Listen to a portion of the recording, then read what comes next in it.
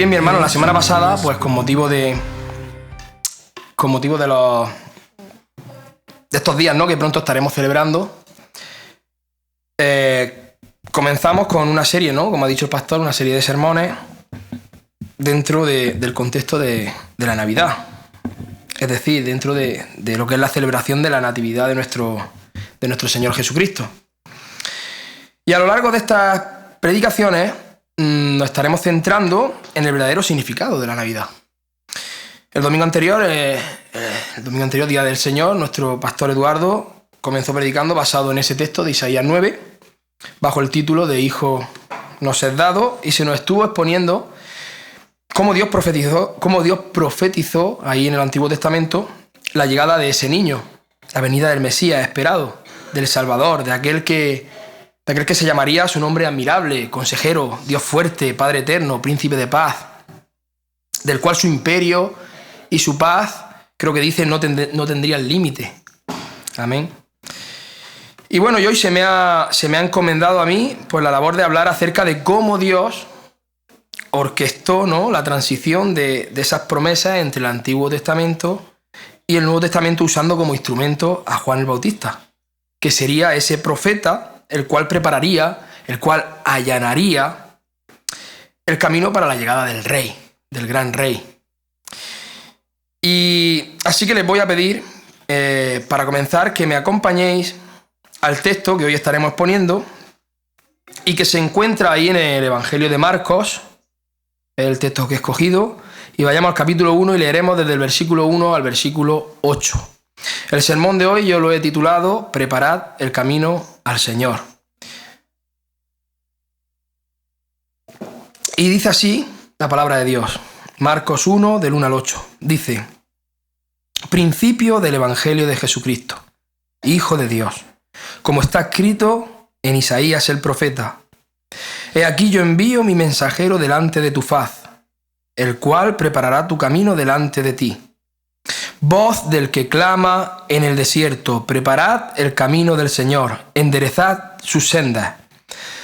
Bautizaba a Juan en el desierto y predicaba el bautismo de arrepentimiento para perdón de pecados. Y salían a él toda la provincia de Judea y todos los de Jerusalén, y eran bautizados por él en el río Jordán, confesando sus pecados. Y Juan estaba vestido de pelo de camello y tenía un cinto de cuero alrededor de sus lomos, y comía langostas y miel silvestre, y predicaba diciendo: viene tras mí el que es más poderoso que yo, a quien no soy digno de desatar encorvado la correa de su calzado.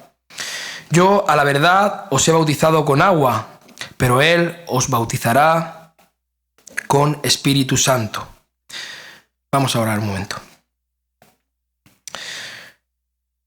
Señor, Padre, amén, gloria a Dios. Y bien, bueno, a modo de introducción, un poquito, el Evangelio de Marcos comienza con una declaración poderosa, como hemos leído aquí en el versículo 1, principio del Evangelio de Jesucristo, Hijo de Dios. Este pasaje no solamente introduce a Jesús como el Mesías, sino que también nos muestra la preparación necesaria para su ministerio a través de la obra de Juan el Bautista. Y estaremos enfatizando en tres aspectos en el día de hoy: el cumplimiento de la profecía, el mensaje de arrepentimiento y en la grandeza de Jesús como el Hijo de Dios. Pero para entrar un poco en ese contexto, ¿no?, comenzaremos por conocer un poquito así brevemente y por encima acerca del autor de este Evangelio. Sabemos que en el Nuevo Testamento nos encontramos con 4 evangelios, los cuales nos narran la vida de nuestro Señor Jesucristo desde perspectivas distintas, pero que se complementan uno con otro. Son perspectivas distintas, pero perfectamente se enlazan, se conectan, se complementan. En nuestras Biblias, el primer evangelio que nos encontramos es el Evangelio de Mateo, quien escribió primordialmente para los judíos. Comenzó su libro con una genealogía, en su empeño por demostrar a sus lectores que Jesucristo era el legítimo heredero del rey David. Lucas puso su enfoque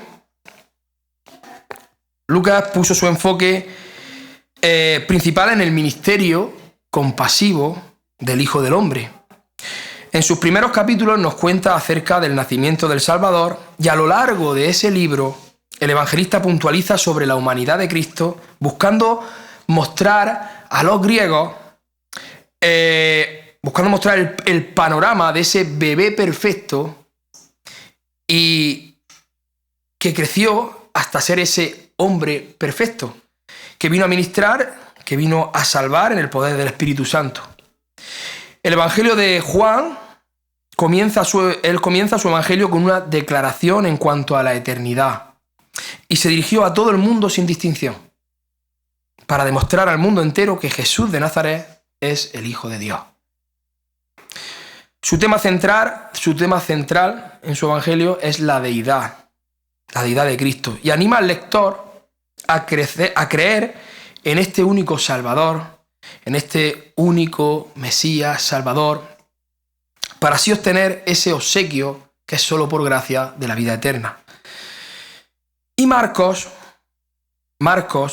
escribió a los ciudadanos del Imperio Romano con un tema central: Jesucristo siervo, con el propósito de presentar a Jesús como el rey que asume la posición de siervo para dar su vida en rescate por muchos.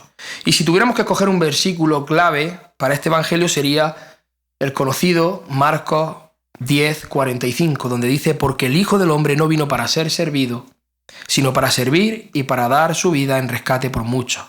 Amén. El autor aquí nos presenta un Jesús que es muy activo, un Jesús que va viajando de aquí para allá, satisfaciendo las necesidades tanto físicas como espirituales a toda clase de personas. Una de las expresiones más comunes que nos encontramos aquí en este evangelio, en el griego original, es la palabra que traducida al español significa inmediatamente, al momento, al instante. Creo que 40 y tantas veces sale esa palabra en este evangelio, que es el más cortito de todos, de los 4. Este evangelio no nos relata muchos sermones de nuestro Señor Jesucristo, como por ejemplo en Mateo, que nos encontramos el Sermón del Monte, etcétera, etcétera, sino que más bien pone su énfasis en lo que Cristo hizo en lugar de lo que dijo. Nos revela a un Jesús como el siervo de Dios, sin la necesidad de relatar el nacimiento, sin la necesidad de comenzar por una genealogía, porque realmente es innecesario para un siervo esa clase de información, ¿no? A pesar de que en nuestras Biblias nosotros tenemos a Mateo colocado en las primeras páginas del Nuevo Testamento, es el Evangelio de Marcos el que primero se escribió. Juan Marcos, que así se llama el autor de este Evangelio, es de hecho, hermanos, el primer testigo de los Evangelios que afirma contundentemente que Jesucristo es el Hijo de Dios. El mismo versículo 1 que hemos leído de su Evangelio lo atestigua: principio del Evangelio de Jesucristo, Hijo de Dios. Y es muy probable que Juan Marcos fuera incluso testigo ocular de algunos de los eventos que relata. Por el tiempo, por el año, es muy probable que pudiera haber él sido testigo ocular de algunos eventos. Era un judío creyente, era primo de Bernabé, que vivía en Jerusalén con su madre María, en una casa que era un lugar de reunión para los creyentes de aquella zona. Y en el libro de los Hechos lo vemos, precisamente ahí en el capítulo 12, cuando Pedro fue encarcelado, si lo recuerdan, por Herodes, y los hermanos se reunían en la casa de Juan Marcos para orar por Pedro. Lo estaremos viendo ahí en Totana seguramente cuando lleguemos, para orar por Pedro. Y de hecho, cuando Pedro fue librado milagrosamente por ese ángel del Señor de esa cárcel, buscó refugio precisamente en esa casa, en la casa de Juan Marcos. Así que podemos ver cómo Pedro era muy cercano a la familia de Juan Marcos. Y aún más, Pedro se refiere a Marcos, se refiere en su primera carta, en las salutaciones finales, en el capítulo 5, se refiere como mi hijo. De manera que es muy probable que el apóstol Pedro, incluso, él fuera quien condujo a Marcos a la fe en Cristo Jesús, considerándolo de esa manera como su hijo en la fe. Muchos son los que coinciden, hermanos, en que Marcos fue el intérprete de Pedro. De hecho, uno de los padres apostólicos, Papías, que es el discípulo de Juan, Papías fue discípulo del apóstol Juan. En uno de sus escritos habla de que Marcos había sido el secretario y de que había sido el traductor de Pedro, de manera que escribió con precisión todo aquello que Pedro recordaba. Así que el Evangelio de Marcos podría ser el reflejo de las experiencias personales y del testimonio de Pedro. En el Evangelio de Marcos podemos estar viendo la vida del Señor a través de los ojos de una de esas 3 personas que más cerca estuvieron del Señor Jesucristo a lo largo de su ministerio terrenal. Y eso es, hermanos, fascinante, eso es increíble. Y ahora, después de haber conocido un poco acerca de este autor, así brevemente, y de cómo comienza su Evangelio en ese versículo 1, declarando contundentemente que Jesucristo es el Hijo de Dios, vamos a continuar con los siguientes versículos. Versículos que tratan acerca del cumplimiento de esa tan esperada promesa, de esa profecía, y que es el tema principal al cual nos demanda la ocasión en el día de hoy. Versículos 2 y 3 decía, como está escrito en Isaías el profeta, «He aquí, yo envío mi mensajero delante de tu faz, el cual preparará tu camino delante de ti. Voz del que clama en el desierto, preparad el camino del Señor, enderezad sus sendas». Hermanos, lo primero que nosotros podemos ver aquí es que Dios cumple sus promesas. Este pasaje conecta al Antiguo Testamento mostrando que el ministerio de Juan el Bautista formaba parte del plan divino desde el principio. Tanto Isaías 43 como Malaquías 3.1 son cumplidos aquí en Juan el Bautista. Y esto nos recuerda que Dios siempre cumple lo que promete.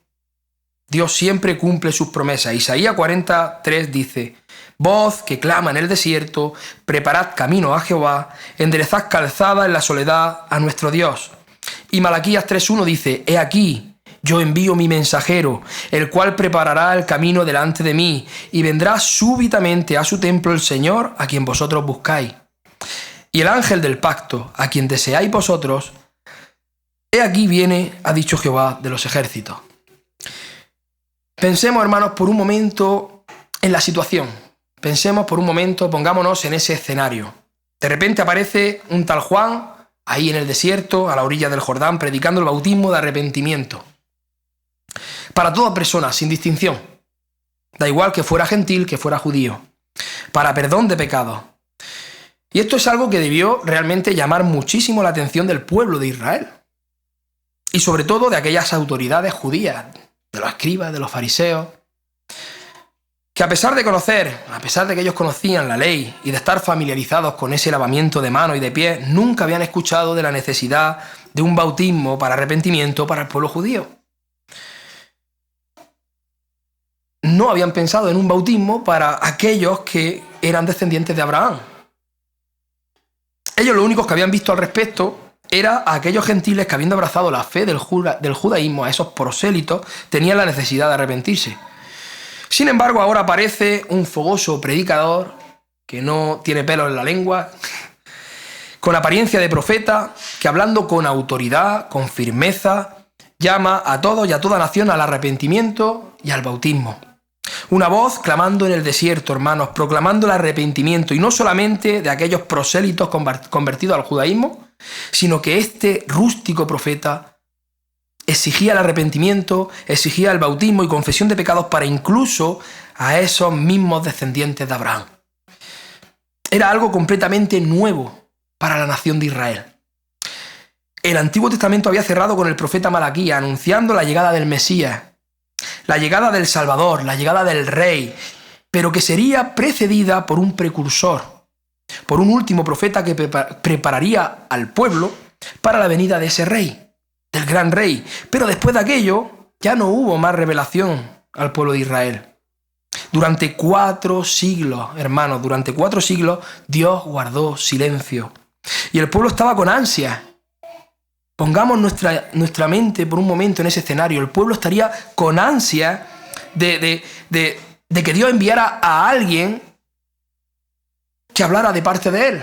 Estarían ansiosos después de 400 años, hermanos. Y ahora, después de esos 4 siglos de silencio por parte de Dios, aparece una voz que clama en el desierto. y que predicaba el bautismo de arrepentimiento para perdón de pecados. Y hermanos, en tiempos antiguos, antes de que un rey visitara alguna parte de su reino, el rey lo que hacía era enviar un mensajero delante para que preparara el camino. Y esto incluía que allanara el camino, la reparación de los caminos, la preparación del pueblo, de la ciudad donde el rey iba a llegar.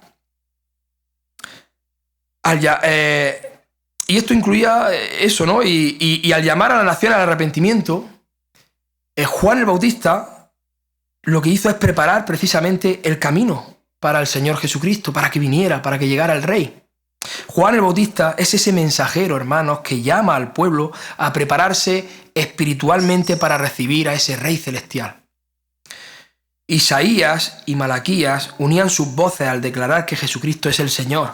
Unían sus voces al declarar que Jesucristo es el Mesías esperado, que Él es el admirable, el consejero, el Dios fuerte, Dios en la carne.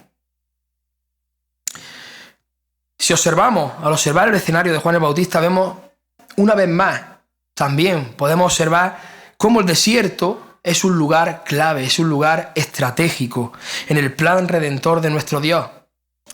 Vemos el desierto como ese lugar donde nos encontramos con nuestro Dios, ese lugar de arrepentimiento, un lugar donde a ninguno nos gusta estar.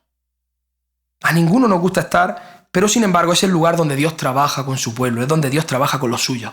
El desierto es el lugar donde Dios llevó al pueblo de Israel a vagar durante 40 años por el desierto para probarlo y para humillarlo y porque lo que quería era mostrar lo que había dentro de sus corazones.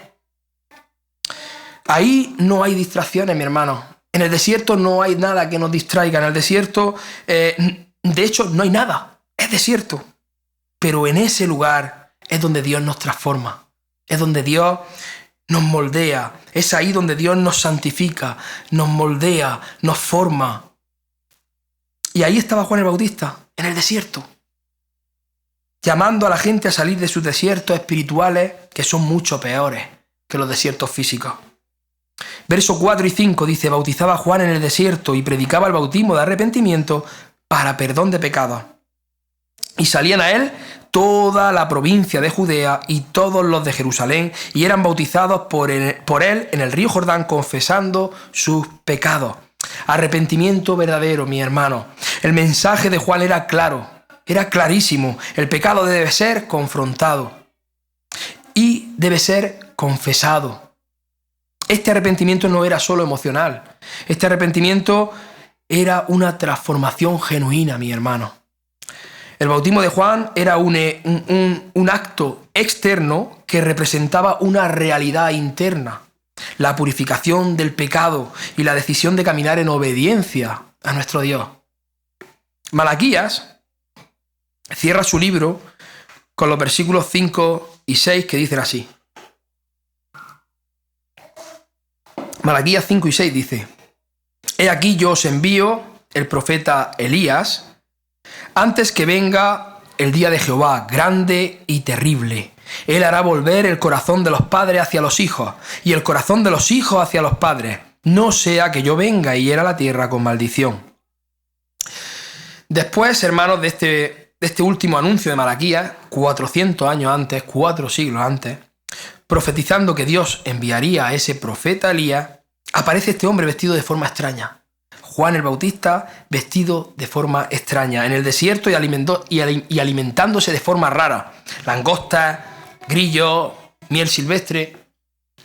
Y dice el verso 5 que acudían a él toda la provincia de Judea y todos los de Jerusalén, y que confesaban sus pecados y eran bautizados por él en el río Jordán. Dice todos los de Jerusalén, toda la provincia de Judea. Está claro que el ministerio de Juan, hermano, era poderosamente eficaz. Tuvo una buena recepción por parte del pueblo. Y probablemente tuvo que ver esa buena recepción, probablemente fuera por esos 400 años de silencio de Dios que produjo en ellos ese desierto espiritual preparado para que Juan les predicase con autoridad. Llevaban 400 años esperando que alguien viniera de parte de Dios y alzara su voz. Además, el pueblo judío conocía muy bien las Escrituras. ¿Y qué nos dice en ellos? O sea, ¿y qué se nos dice en ellos? Además, sí, ¿y qué se nos dice? Que he configurado mal la pregunta. ¿Qué se nos dice en ellos? Un desierto. Versículo 6 de nuestro texto. A ver, el versículo 6. Y Juan estaba vestido de piel de camello y tenía un cinto de cuero alrededor de sus lomos y comía langosta y miel silvestre. Si a eso, hermanos, le sumamos que estaba predicando en el desierto y que estaba predicando a la orilla del Jordán, ¿por qué Marcos se toma la molestia de explicar cómo iba vestido? ¿Dónde estaba y la dieta que seguía? ¿Por qué Marcos le da tanta importancia a explicar eso? Porque realmente eso es un dato importante, un dato relevante. Marcos quería que sus lectores, que ellos vieran la similitud de Juan el Bautista con Elías. De manera que pudieran conectarlos, que pudieran enlazarlos. ¿Por qué? ¿Dónde estaba Elías? ¿Dónde estaba Elías cuando Dios lo llevó al cielo? ¿Lo recuerdan? Segunda de Reyes 2, versos 6 y 11. Vamos a leer el verso 6 y el 11. Creo que lo he puesto separado, ¿verdad? Sí. Y Elías le dijo: te ruego que te quedes aquí porque Jehová me ha enviado al Jordán. Y él le dijo: vive Jehová y vive tu alma, que no te dejaré. Fueron pues ambos.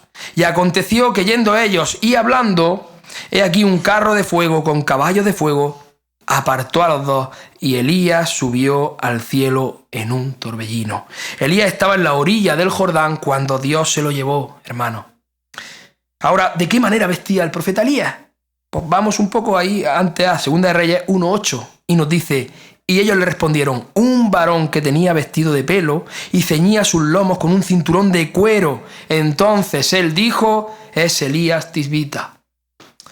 Vestido de pelo y ceñía sus lomos con un cinturón de cuero. Y el último lugar en la tierra donde fue visto por última vez, a la orilla del Jordán. Familiar, ¿verdad? Hermanos, yo creo firmemente que Dios puso a Juan el Bautista en el mismo lugar donde Elías desapareció. Vestido igual que Elías, para que de esa manera el pueblo israelita no tuviera excusa y pudieran ver que Juan el Bautista en realidad es el mensajero del que Malaquías habló y profetizó, que habría de venir a preparar el camino delante de nuestro Señor. Juan es la voz del que clama en el desierto, del cual Isaías 40 ya profetizó, anunciando la llegada de Dios mismo. Preparad camino a Jehová, enderezad calzada en la soledad a nuestro Dios. Aún más, hermanos, Jesucristo mismo dice de Juan el Bautista en Mateo 17, versos 12 y 13, dice: mas os digo que Elías ya vino, y no le conocieron, sino que hicieron con él todo lo que quisieron. Así también el Hijo del Hombre padecerá de ellos. Entonces los discípulos comprendieron que les había hablado de Juan el Bautista. De manera, mis hermanos, que cualquier israelita conocedor de la ley y de los profetas, al ver a Juan en el Jordán y vestido de esa manera, tenía que haber comprendido que el tiempo del Mesías había llegado. Tenía que haber comprendido que el tiempo de la simiente de la mujer de Génesis 3:15 había llegado. Y debían prepararse para recibir a su Salvador. ¿Cómo? Arrepintiéndose de sus pecados. No tenían excusa. Juan el Bautista no vino con afán de protagonismo, hermano. Juan el Bautista, él no vino queriendo llevarse la atención del público. Él no vino no vino queriendo llevarse el agrado de todo su público. De hecho, su predicación fue dura. Su predicación fue contundente, firme, veraz, autoritativa. Él no vino regando las orejas a sus oyentes diciéndole lo que querían escuchar, como hoy escuchamos a muchos predicadores, hermanos, predicadores de la prosperidad. Él no vino regando las orejas a las personas. Él vino predicando la verdad, predicando el arrepentimiento. Él vino hablando la palabra de Dios a todos, sin excepción. Fueran judíos, fueran gentiles, fueran romanos, les daba igual, y proclamando su claro mensaje. Mateo 3:2 Mateo 3.2, 7.10 creo que es, también. O sea, Mateo 3.2 del 7 al 10 y el versículo 12, lo he puesto ahí. Dice la palabra del Señor, dice, arrepentíos porque el reino de los cielos se ha acercado. Al ver él que muchos de los fariseos y de los saduceos venían a su bautismo, les decía, generación de víboras, ¿quién os enseñó a huir de la ira venidera? Haced pues frutos dignos de arrepentimiento, y no penséis decir dentro de vosotros mismos, a Abraham tenemos por padre, porque yo os digo que Dios puede levantar hijos de Abraham aún de estas piedras. Y ya también el hacha está puesta a la raíz de los árboles. Por tanto, todo árbol que no da buen fruto es cortado y echado en el fuego. Su aventador está en su mano y limpiará su era, y recogerá su trigo en el granero, y quemará la paja en fuego que nunca se apagará. Juan el Bautista era claro, el evangelio es claro, tienes que arrepentirte, hermano, y reconocer que el camino por el que vas es el equivocado, que no es el correcto, que vas torcido, que no vas en línea recta. Y venir humillado delante de tu Dios y reconocer que necesitas su misericordia, hermano. Reconocer que necesitas su perdón, que necesitas al Mesías en tu vida. Juan no vino regando la oreja a nadie. Juan no vino predicando, oh, todo es maravilloso cuando vienes al Señor. Todo... Arrepiéntete. Arrepiéntete. Claro que había muchísimos detalles de los cuales Juan no conocía. Había muchísimos detalles que Juan ignoraba. Y no como nosotros, que tenemos ya ese canon completo. Él no sabía, como nosotros sabemos ahora, que Cristo tendría que pasar un martirio. Él no sabía que Cristo tendría que pasar ese martirio y que terminaría colgado en una cruz para que Dios pudiera perdonar nuestros pecados sin pasar por alto su justicia divina. Pero lo que Juan sí que tenía claro y lo que Juan sí que predicaba es que nadie puede salvarse sin antes ver y reconocer el problema que todos tenemos con la justicia perfecta de Dios. Todos necesitamos arrepentirnos, sin excepción, aunque desciendas de Abraham, aunque estés circuncidado, aunque seas un nazareno y lo lleves todo a piñón, al pie de la letra. Ahora, para conocer más acerca de la grandeza de Juan el Bautista, el cual, siendo, digamos, un símbolo, porque es un símbolo en su estilo de vida, de cómo debiera vivir verdaderamente un creyente con esa total y esa continua dependencia de Dios, vamos a ir al comienzo de su anuncio. Vamos a viajar hasta el comienzo de su anuncio, cuando el ángel habló con Zacarías, el padre de Juan. Y acompáñenme ahí un rato a Lucas y vamos a leer bastante, porque...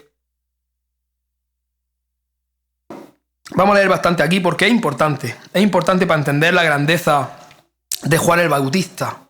Aquel de quien Jesucristo, el más grande, Jesucristo el más grande, dijo de Juan. Y vamos a leerlo completo. Antes de ir a Lucas, además creo que lo he puesto primero. Vamos a leerlo completo. Mateo 11, sí, lo he puesto primero. Mateo 11 del 7 al 15. Vamos a leer primero esta parte. Dice, mientras ellos se iban, comenzó Jesús a decir de Juan a la gente, ¿qué salisteis a ver al desierto? ¿Una caña sacudida por el viento? ¿O qué salisteis a ver? ¿A un hombre cubierto de vestiduras delicadas? He aquí, los que llevan vestiduras delicadas en las casas de los reyes están. ¿Pero qué salisteis a ver? ¿A un profeta? Sí. Os digo, y más que un profeta, porque este es de quien está escrito, he aquí yo envío mi mensajero delante de tu faz, el cual preparará tu camino delante de ti. De cierto os digo, fíjense lo que dice Cristo, Jesucristo.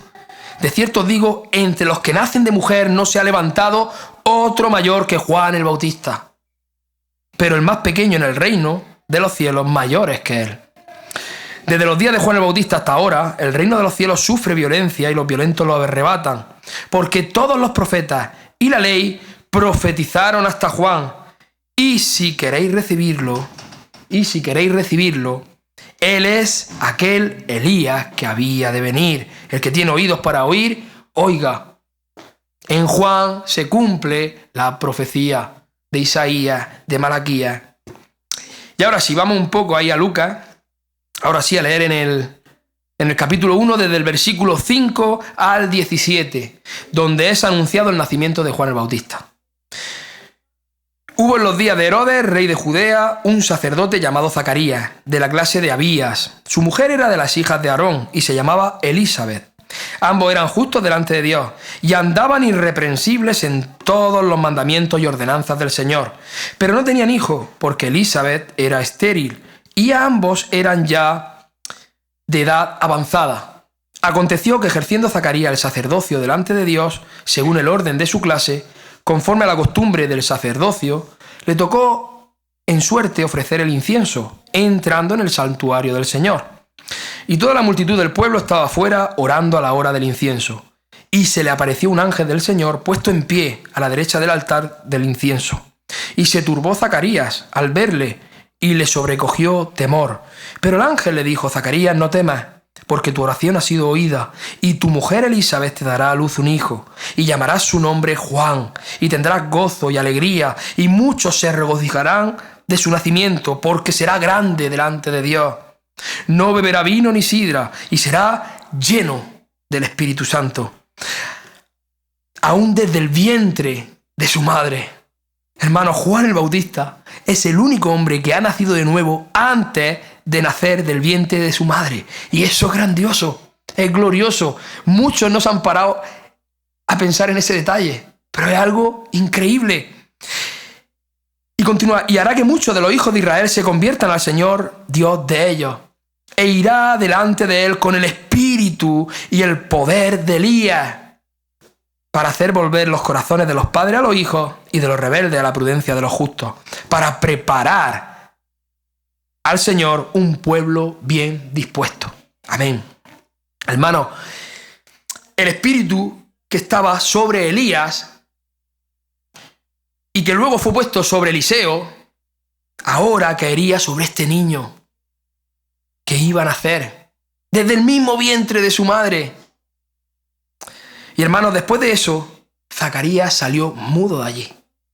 Después de ese encuentro con el ángel del Señor, que el Señor había enviado, que Dios había enviado, salió de allí mudo. Por un tema que ahora no es relevante en este sermón, pero Dios lo que quiso es disciplinarlo por esa incredulidad que él había mostrado. Pero cuando Zacarías salió del santuario mudo, los demás comprendieron que había visto una visión, que había tenido un encuentro, que había visto algo sobrenatural. A los 8 días de que el niño naciera, entonces vinieron a circuncidarlo, como era la costumbre de los judíos, y lo llamaban por el nombre de su padre, lo llamaban Zacarías, pero su madre decía que se llamaría Juan. Y ellos, extrañados porque nadie de su parentela había con ese nombre, preguntaron a Zacarías. Y claro, Zacarías estaba mudo. Entonces, ¿qué es lo que hizo? Pedir una tablilla. Él no podía hablar, seguía mudo. Y entonces cogió y escribió: Juan es su nombre. Juan es su nombre. Y al momento de escribir Juan es su nombre, es que fue suelta su lengua y comenzó a bendecir a Dios. Comenzó a bendecir y fue lleno del Espíritu Santo. Y entonces fue cuando comenzó a profetizar, y vamos a leer la profecía también. Y decía así: bendito el Señor Dios, que no sé si la he puesto, creo que no. Se me ha escapado. Bendito el Señor Dios de Israel, que ha... De todas formas la voy a leer así por encima. Bendito el Señor Dios de Israel, que ha visitado y redimido a su pueblo y nos levantó un poderoso Salvador en la casa de David, su siervo. Como habló por boca de sus santos profetas que fueron desde el principio, y continúa diciendo más abajo: para hacer misericordia con nuestros padres y acordarse de su santo pacto, en santidad y en justicia delante de él todos nuestros días. Y ahora sigue hablando a su hijo, profetizando. Antes estaba profetizando, ahora profetiza sobre su niño. Y dice, sobre Juan el Bautista dice: y tu niño, profeta del Altísimo, serás llamado. Y tu niño, profeta del Altísimo, será llamado, porque irá delante de la presencia del Señor para preparar sus caminos, para dar conocimiento de salvación a su pueblo, para perdón de sus pecados. Y todos, hermanos, todos se maravillaban, todos estaban maravillados, y todas esas cosas se divulgaron por toda Judea, dice por todas las montañas de Judea, dice la palabra. Y la gente decía: ¿quién pues será este niño? ¿quién será este niño? Y la mano del Señor estaba sobre él. Hermanos, pensemos por un momento también en ese escenario. Pongamos nuestra mente en aquel tiempo, en ese escenario. Un hombre que era ya viejo, era ya anciano, y una mujer anciana, y además no solo anciana, era estéril. El hombre tiene un encuentro sobrenatural con un ángel de Dios que le dice que va a ocurrir el milagro y que su esposa va a dar a luz un niño. Pero que ese niño no es cualquier niño. Que ese niño, desde el mismo vientre de su madre, estará lleno del Espíritu Santo de Dios. Que será el mensajero que preparará al Señor Dios un pueblo bien dispuesto. Y Zacarías, por su incredulidad, sale mudo del santuario y recupera su habla tal y como el ángel de Dios le dijo el día que esa profecía se cumple. Y todos quedaban maravillados. Y Zacarías es lleno del Espíritu Santo. Y Zacarías comienza a bendecir a Dios y declara esa preciosa profecía que acabamos de leer. Y todas estas cosas increíbles, todas estas cosas maravillosas se divulgaron por toda Judea, por todas las montañas de Judea. Y la gente se preguntaba, ¿quién será ese niño? ¿Quién es ese niño? ¿Quién es ese niño del cual se hablan cosas tan maravillosas? Y hermanos, la mano del Señor estaba sobre él. Y ese niño, lleno del Espíritu Santo, dice el versículo 80 de Lucas 1, dice que crecía y se fortalecía espiritualmente y que estuvo en lugares desiertos hasta el día de su manifestación a Israel. Cuando Juan comenzó su ministerio, hermanos, las multitudes eran bautizadas por él, confesando sus pecados en arrepentimiento.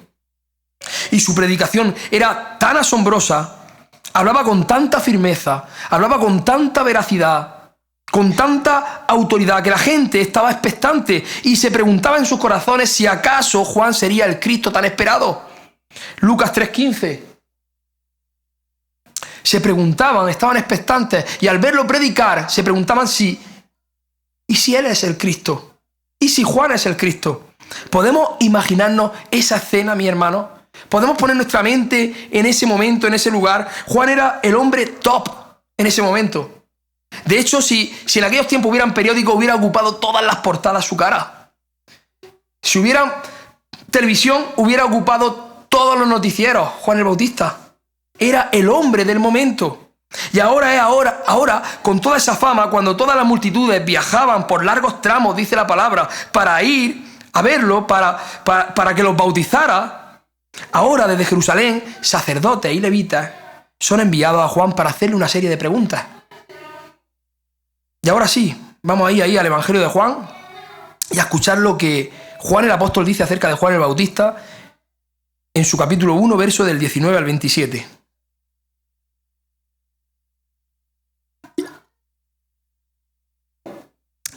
Este es el testimonio de Juan, cuando los judíos enviaron de Jerusalén sacerdotes y levitas para que le preguntasen: ¿tú quién eres? Confesó y no negó, sino confesó: yo no soy el Cristo. Y le preguntaron: ¿qué pues? ¿Eres tú Elías? Y dijo: no soy. ¿Eres tú el profeta? Y él respondió: no.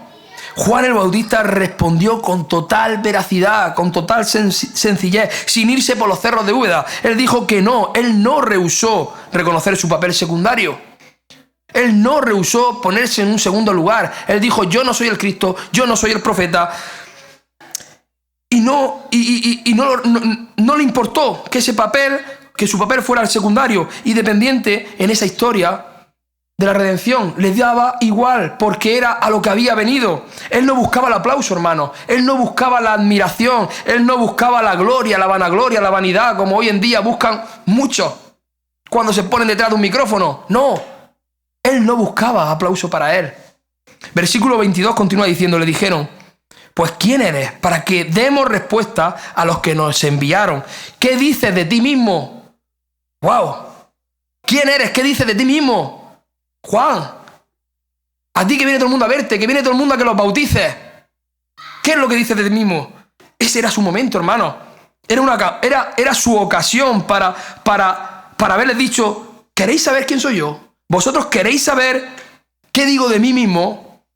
Pues mirad, os voy a decir: yo soy el hijo de Zacarías, que es descendiente de Aarón. Tengo sangre sacerdotal de parte de madre y de parte de padre. He nacido por medio de un milagro sobrenatural de Dios.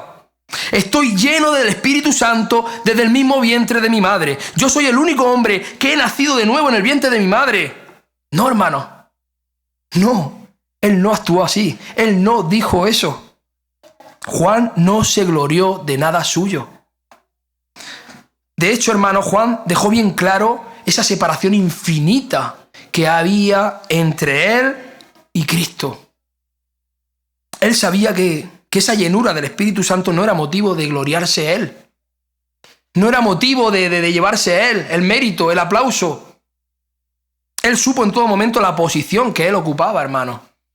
Que parece que hoy en día muchos predicadores la han olvidado.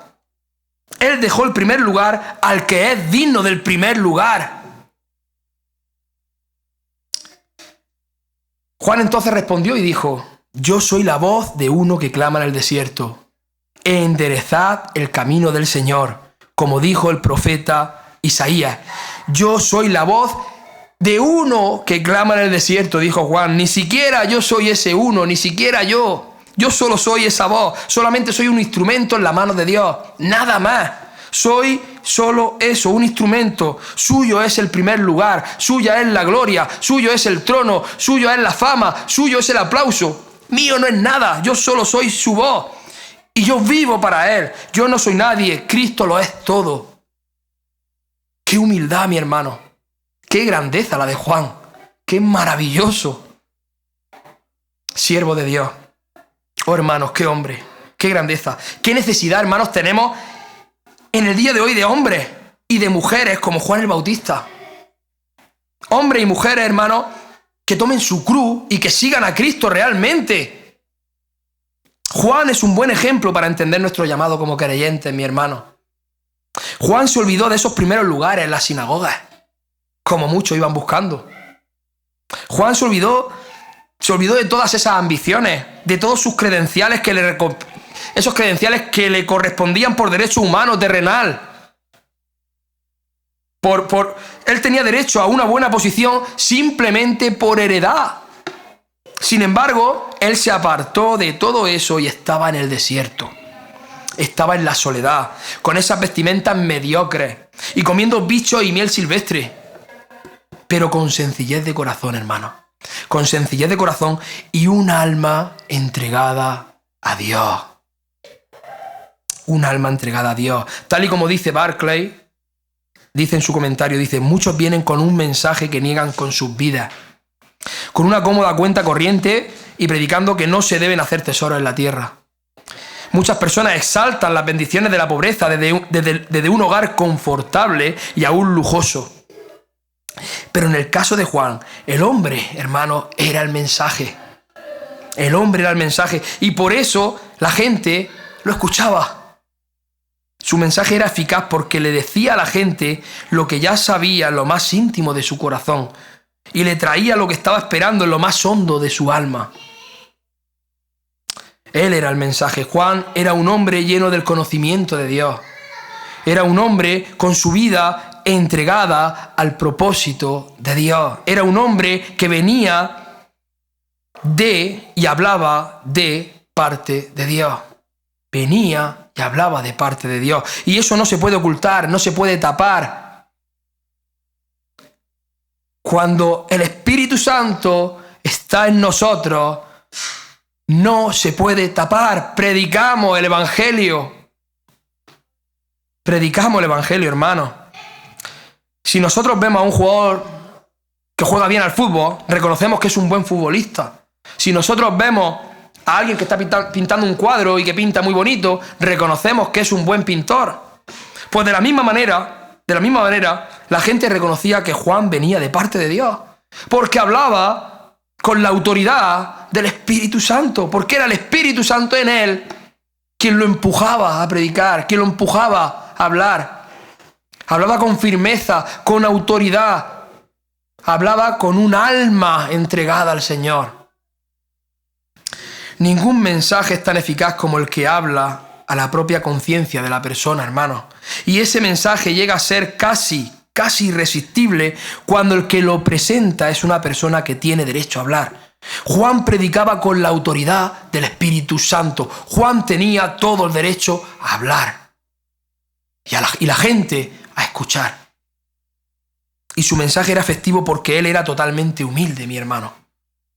Su propio veredicto acerca de sí mismo era que no merecía hacer ni la labor de un esclavo, de un simple esclavo. El texto del Evangelio de Juan continúa diciendo, el texto que teníamos continúa diciendo, y los que habían sido enviados eran de los fariseos, y le preguntaron y le dijeron, ¿por qué pues bautizas si tú no eres el Cristo, ni Elías, ni el profeta? Juan le respondió, diciendo, yo bautizo con agua, mas en medio de vosotros está uno a quien vosotros no conocéis. En medio de vosotros está uno a quien no conocéis.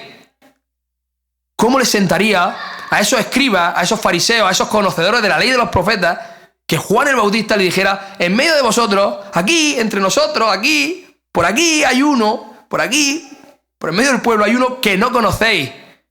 El Mesías no lo conocéis.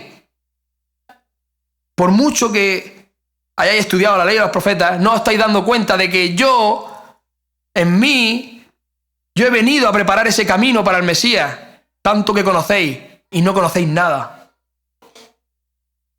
Este es el que viene después de mí, el que es antes de mí, del cual yo no soy digno de desatar la correa del calzado.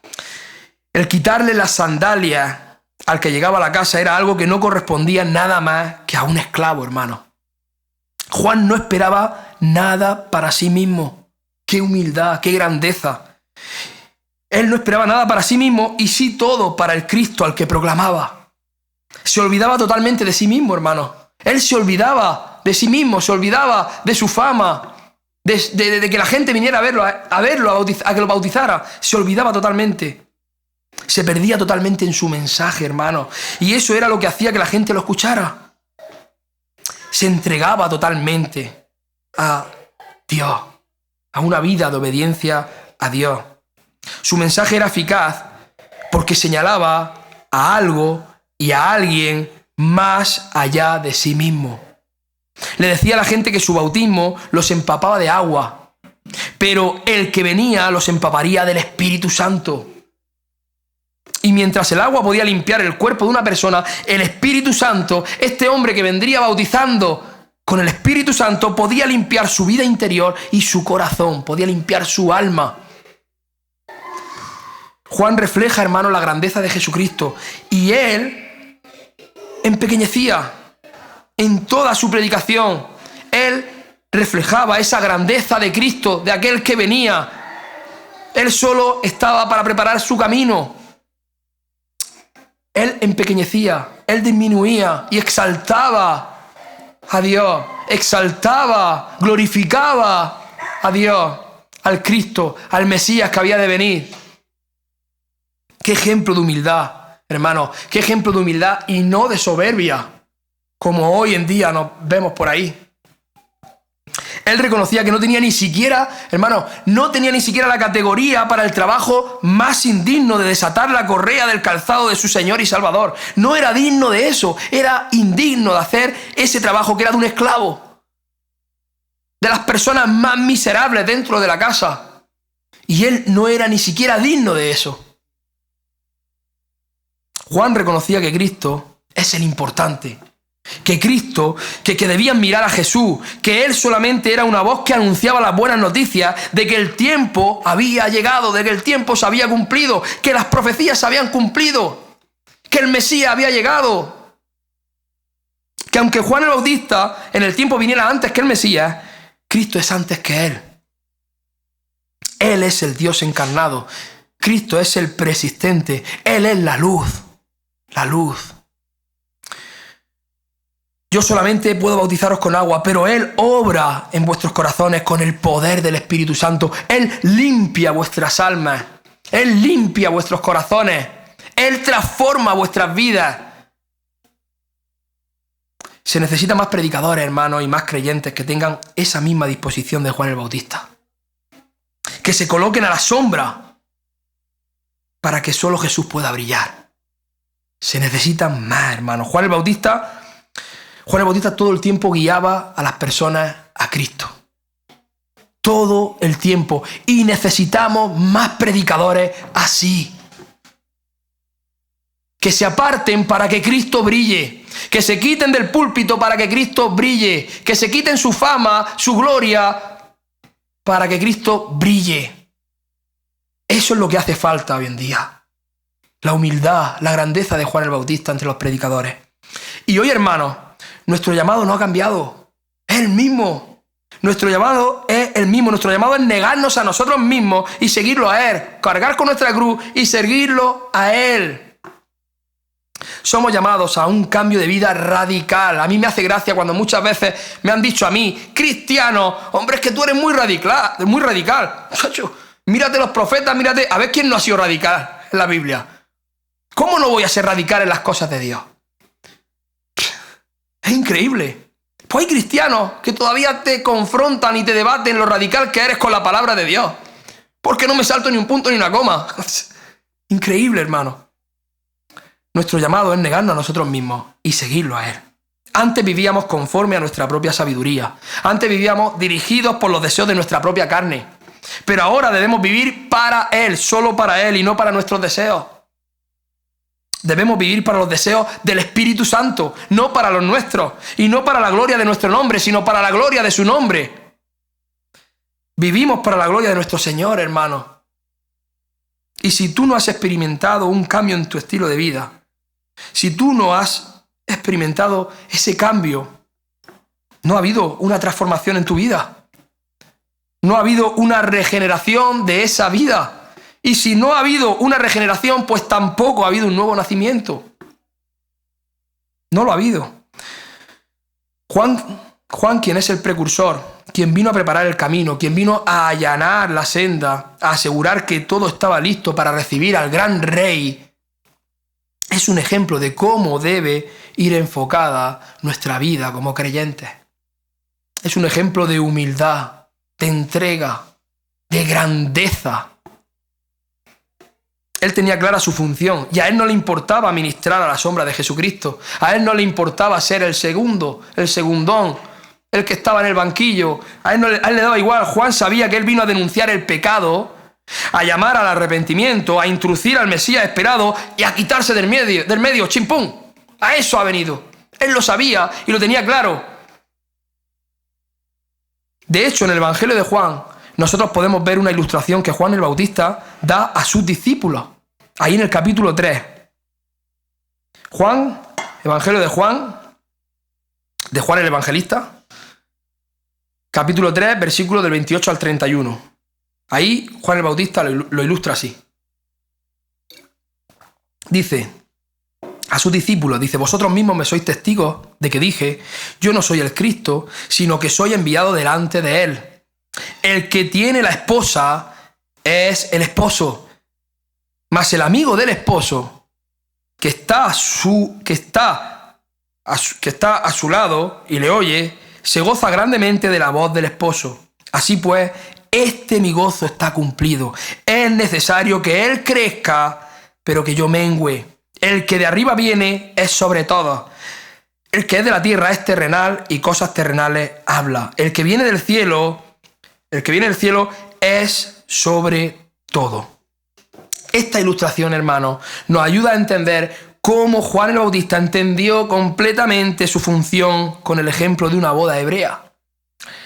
Normalmente, en la boda hebrea, se reunía el novio y la novia en un lugar con sus familiares y con sus amigos y se realizaba esa boda y firmaban un documento. Y una vez que estaban casados, la novia entonces era llevada a una alcoba, a una habitación. Y el mejor amigo del novio era colocado en la puerta de la alcoba para garantizar que nadie entrara a esa alcoba. Entonces, el novio, que ya era el esposo, se acercaba desde el lugar donde se celebraba la ceremonia, acompañado por su amigo, creo que haciendo una especie de baile judío o danza judía de esas. Y una vez que se encontraba cerca de esa alcoba, entonces el esposo le hablaba a su mejor amigo. Y entonces el amigo, identificando al esposo, escuchando su voz y viendo que había llegado, él se quitaba de en medio. Se quitaba de ese lugar, su función había terminado y daba paso al novio. De la misma manera, hermano, Juan usa esta ilustración para describir su función a sus discípulos. Yo simplemente soy el amigo del novio. Yo no soy el novio, yo soy su amigo. Y estoy aquí para cuidar de la novia hasta que él llegue. Ahora yo he oído su voz. Ahora yo he visto al novio, he visto al esposo y le entrego su novia preparada. Y yo me voy. Chimpum, desaparezco. Ahora está el novio, ahora es él, no soy yo. Yo menguo, él crece. Y el amigo se goza grandemente de la voz del novio, se goza grandemente de ver al novio, se goza grandemente. Y ahora el novio, que es ya el esposo, es necesario que crezca y que el amigo mengüe. El amigo se va. El novio llega al lugar donde se encuentra la esposa preparada y el amigo se va. Se va. Hermanos, en los últimos meses, por ejemplo, podemos mirar nuestra vida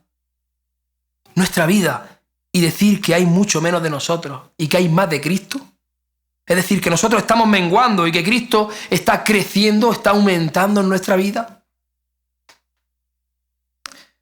Porque de la misma manera que Juan el Bautista lo expresa, para que la imagen de Cristo sea formada, para que la imagen de Cristo sea formada en nosotros, para que el carácter de Cristo se forme en nosotros, es necesario que nosotros cada día menguemos.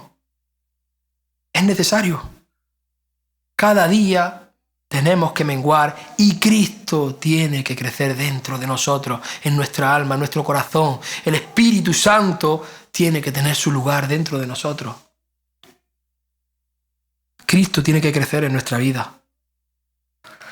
Juan 5, 35 y 36, y ya vamos llegando al final. Dice así Jesús de Juan el Bautista. Dice así: Él era antorcha, que ardía y alumbraba, y vosotros quisisteis regocijaros por un tiempo en su luz. Yo tengo mayor testimonio que el de Juan, porque las obras que el Padre me dio para que cumpliese, las mismas obras que yo hago, dan testimonio de mí, que el Padre me ha enviado. Juan simplemente era una lámpara. Y una lámpara o está encendida o está apagada, pero necesita a alguien que encienda esa lámpara. Él era una lámpara. Jesús es la luz, hermano. Una lámpara o puede estar encendida o puede estar apagada, pero no es el caso de Jesús, porque Él es la luz. Y Juan no tuvo problema en dejar ese lugar a Jesús. Él no tuvo problema. Juan es un ejemplo de humildad, mi hermano. De hecho, ahí en el Evangelio de Juan, en el capítulo 1 y el versículo 35 al 37 dice: el siguiente día, el siguiente día, otra vez estaba Juan y 2 de sus discípulos, y mirando a Jesús que andaba por allí dijo: he aquí el Cordero de Dios. Le oyeron hablar los dos discípulos y siguieron a Jesús. Dejaron a Juan. Aunque su ministerio era poderoso, Juan entendía que su papel era señalar a Cristo, señalar a Jesús. Juan había enseñado a sus discípulos, él los había preparado para que cuando él dijera: ese es el Cordero de Dios que ha venido a quitar el pecado del mundo, los discípulos dejaran a Juan, lo abandonaran y siguieran a Cristo. Él sabía que era un hombre enviado, que era un siervo con un encargo, con un trabajo, que Dios le había encargado un trabajo. Él lo sabía. Él no se conformó con una vida cómoda, como muchos llamados cristianos hacen hoy. No. Él sabía que tenía que cumplir con el propósito al cual había sido llamado. Él dejó su vida cómoda a un lado y se entregó de lleno totalmente a su llamado. Andaba por el desierto, vestido con pieles de camello, alimentándose de miel silvestre, de saltamontes, de grillos, de vete tú a saber. Dejando todo tipo de lujo a un lado para centrarse en lo único que importa. Para centrarse en lo único que importa, una vida radicalmente entregada a Cristo. Juan, hermano, vivió una vida estrictamente disciplinada. Un estilo de vida austero, un estilo de vida sin adornos, sin lujo, totalmente consagrado al Señor, caminando rectamente para cumplir con el rol que Dios le había mandado que cumpliera. Sin distraerse, disciplinado en todo, en el ayuno. Decía Jesús que a Jesús le dijeron, ¿no? Cuando le dijeron que en una cosa, no me acuerdo qué versículo fue, que le dijeron que, creo que no lo he puesto, porque aquí no lo tengo. Le dijeron que los discípulos de Juan ayunan muchas veces. Juan era disciplinado en el ayuno. Su ministerio no fue fácil, hermano. Él vivió confrontando el pecado fuera con quien fuera, fueran judíos, escribas, fariseos, a los que algunas veces los llamó, como hemos leído, generación de víboras, confrontándolos. Confrontaba a gentiles, incluso al rey Herodes, lo que le llevó finalmente a su muerte, decapitado. Juan cumplió su trabajo. Juan fue fuerte, Juan fue valiente y no le importó las consecuencias y con ello cumplía con el propósito al que había sido llamado, hermano. Su fidelidad a Dios es un ejemplo para todos nosotros.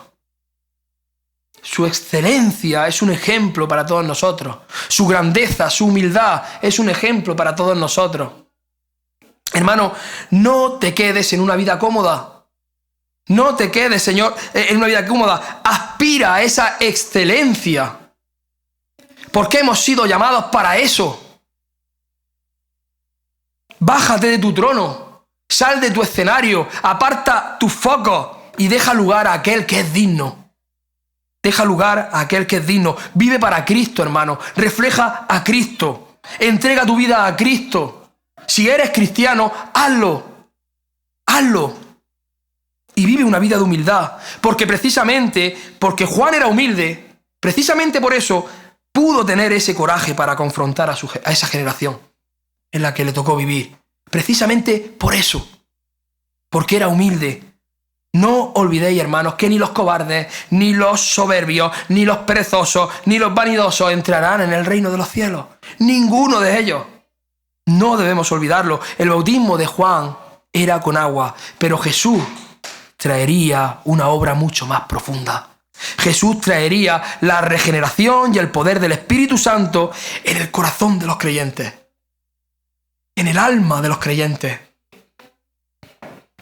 A modo de reflexión, me gustaría dejar unas preguntas. ¿Reconocemos la supremacía de Jesús en nuestras vidas, mi hermano? ¿Dependemos del Espíritu Santo para vivir como Él nos ha llamado a vivir? ¿Estamos preparando nuestros corazones para el Señor hoy?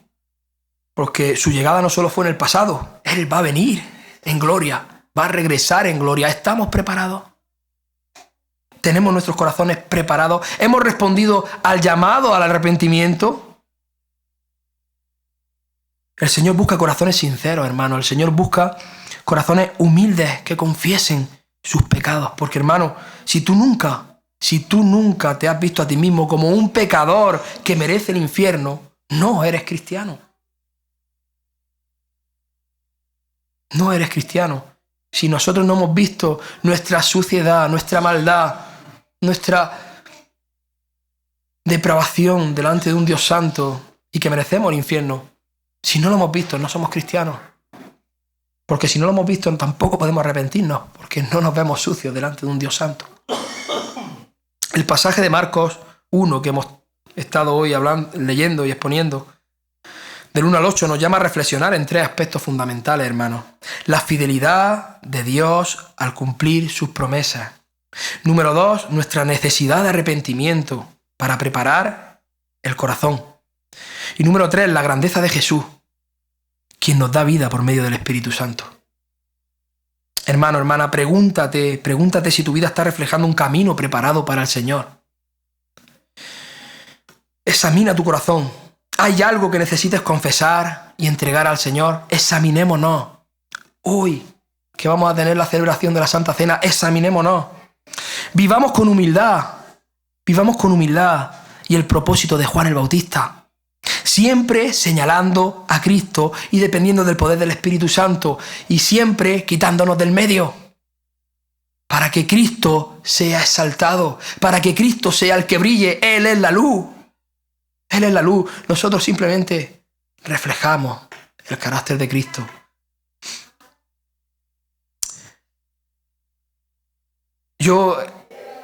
Ayer era cuando yo ayer o antes de ayer, estaba pensando, ¿no? Y decía, madre mía, yo pensando, ¿no? Y meditando, decía, Señor, digo, soy un miserable.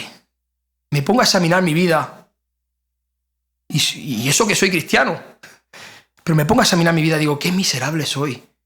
Digo, no veo nada en mí que valga. No veo nada en mí útil. No veo en nada en mí bueno. Y de repente yo notaba como una voz, ¿no? Que hablaba dentro de mí y decía, ¿cómo que eres un miserable? ¿Cómo que no hay nada en ti? En ti está el Espíritu Santo. En ti está el Espíritu Santo. Por muy sucio que tú te veas, por muy mal que tú te encuentres delante de Dios, por muy sucio, por muy pecador, si eres cristiano, tienes al Espíritu Santo. Lo tienes todo. No huyas. No te escondas de Dios. Entreguemos nuestra vida al Señor en arrepentimiento y disfrutemos de esa vida eterna ya, aquí, en la tierra, proclamando su evangelio, exaltando a nuestro Cristo. Vamos a orar. Hola, gracias por ver este sermón. Suscríbete a nuestro canal y compártelo para que te sea de bendición y para los demás. Que Dios te bendiga.